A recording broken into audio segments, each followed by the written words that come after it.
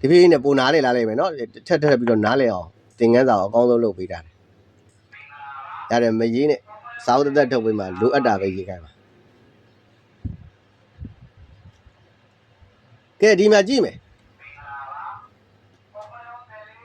ချက်တယ်ပြုတ်တယ်ပေါ့နော်ဟင်းချက်တာပေါ့နော်ဟင်းချက်တာနဲ့ပတ်သက်ပြီးတော့အခုလိုမဟာဗျူဟာချမယ်အရသာကောင်းသောဟင်းတစ်ခွက်ချက်ပြုတ်မယ်ဆိုတဲ့မဟာဗျူဟာစချပြီဆိုပါစို့အရသာကောင်းတဲ့ဟင်းတစ်ခွက်ချက်ပြုတ်မယ်ဆိုတဲ့မဟာဗျူဟာချတယ်ဆိုလို့ရှိရင်နီးဗျူဟာထက်စဉ်းစားရတယ်နော်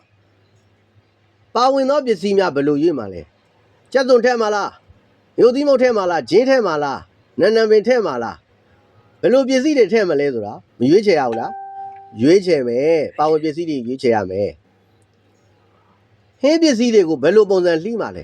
အိမ်မှာကတော့ဖြစ်သလိုလှီးတာပေါ့ဟိုတယ်လိုက်ဆိုရင်တော့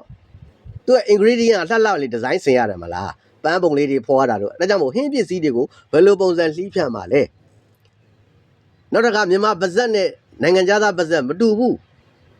အဲ့တော့နိုင်ငံခြားသားတွေခံတတ်တဲ့အရသာဗမာအရသာတွေမတူဘူးအဲ့တော့မီးအပူရှိန်ကိုကြက်ကြက်လေး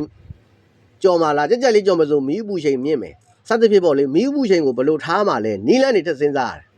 နော်ပြီးတော့အချိန်ဘယ်လောက်ကြာချက်မှာလဲနော်တချို့ကနူးအီအောင်ကြိုက်တယ်နော်တချို့လူမျိုးကနူးအီအောင်ကြိုက်တချို့ကမကြက်ကြက်ကြိုက်တယ်နော်အဲ့လိုနီးလန်းနေစဉ်းစားရတယ်အဲ့တော့မဟာဗျူဟာဆိုတာအရသာကောင်းသောဟင်းတစ်ခွက်ချက်မယ်နီးဗျူဟာဘလို့ပစ္စည်းတွေထဲမှာလဲဘလို့ပုံစံလှီးဖြတ်မှာလဲမီးအပူချိန်ဘယ်လောက်ထားမှာလဲ